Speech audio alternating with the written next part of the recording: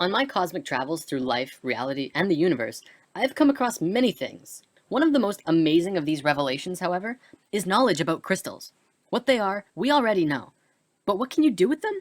Many of you may have crystals already, but without knowing what you can do with them, they just sit on your shelf, influencing your energies from afar.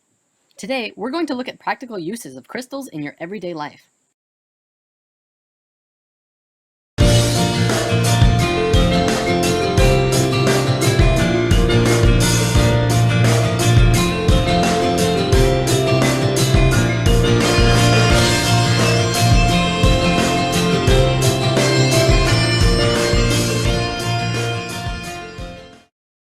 The first thing we need to discuss is how to charge your crystals.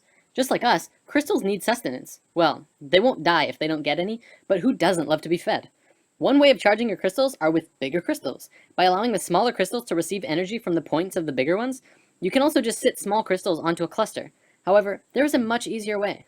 Sunlight. Just as we receive energy from the sun, crystals also receive and recharge under the intensified life force rays of the sun.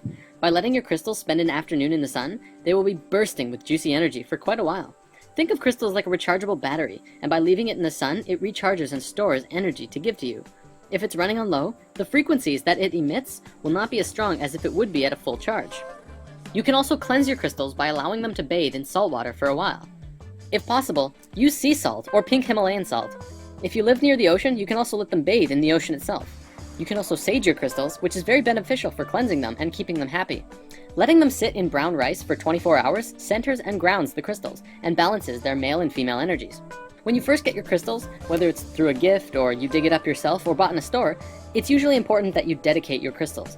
This can be done by holding onto it and consciously intend that the crystal only be used for love, light, and the goodness of all. Your chakra system picks up frequencies throughout your whole body, through high frequencies and low frequencies.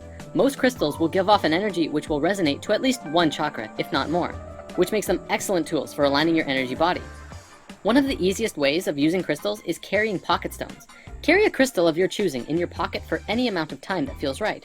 If you need a lot of help in one aspect of your life, you might want to carry a certain crystal around with you up for even a month.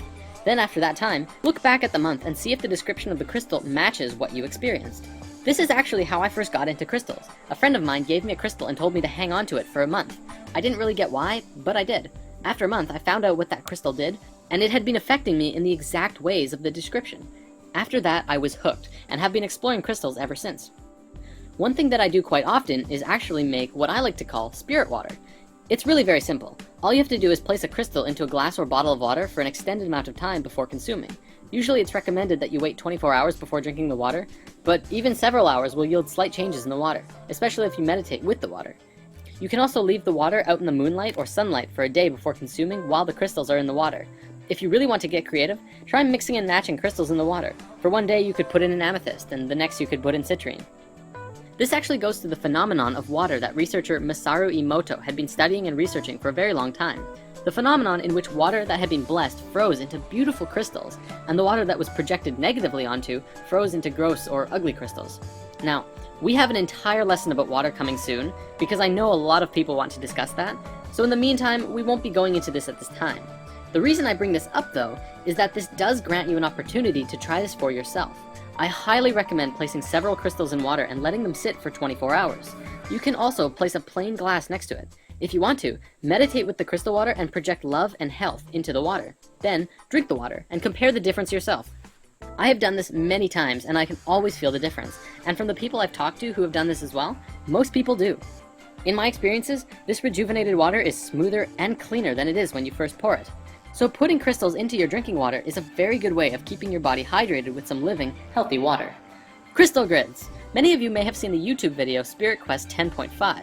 In this video, Jordan demonstrates how to make a crystal grid around your house and what it's used for.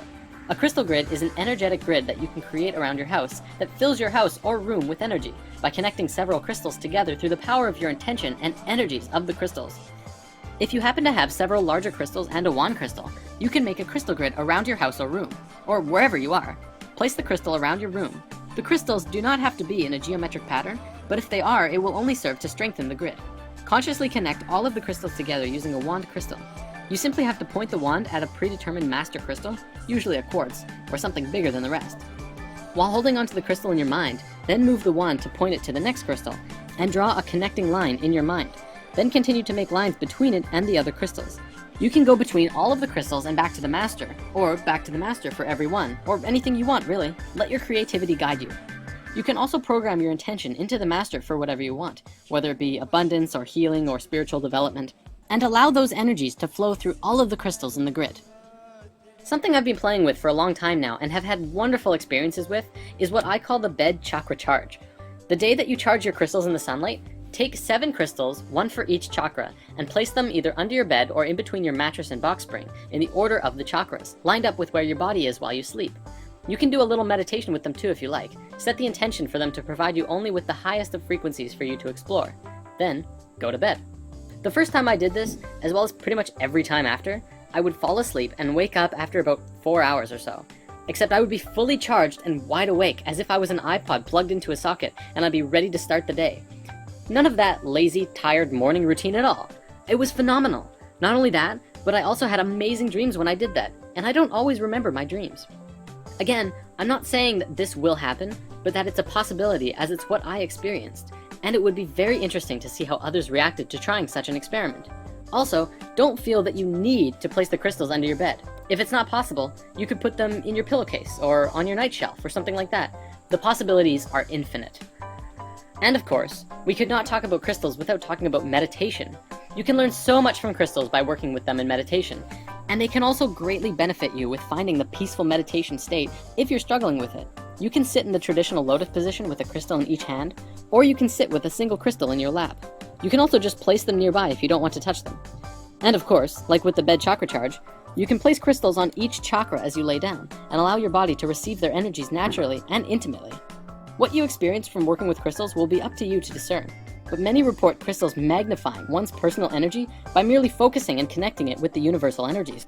Crystals can assist in manifestation, but one must understand the difference between want and need. In manifestation, there is a thin line between helping the universe provide that which is necessary and attempting to force the universe to provide that which is desired. Unfulfilled want is one of the true sources of unhappiness. If one wants something desperately enough and is unable to attain it in one lifetime, they might keep drawing themselves into additional lifetimes until that want is fulfilled. However, need is always fulfilled, as long as it's not blocked by want. Although, of course, one might need to work to fulfill that need as well. It will come. Certain crystals, like citrine, are helpful in manifesting abundance into your life. Although in what sense, that is totally up to you. Ultimately, you are the one pulling the experiences of receiving towards you, and as long as you are open to receiving, energy can keep flowing in all aspects of your life. Finally, and this is something I found in one of my favorite crystal books, Love is in the Earth, but I haven't tested it. Supposedly, gasoline mileage has been enhanced by placing a quartz crystal on the carburetor or on the fuel line. Increases of up to 50% have been reported. Mechanical portions of the automobile have also been treated by placing a crystal on or towards the equipment. There has been many reports of crystals that have been placed in automobiles to encourage the protection and safe passage of the drivers and passengers, as well as maintaining the vehicle itself. Whether you're skeptical of crystals or not, you gotta admit there's something absolutely magical about them. And hey, why not just pick up a few just to find out? You won't know until you experience it.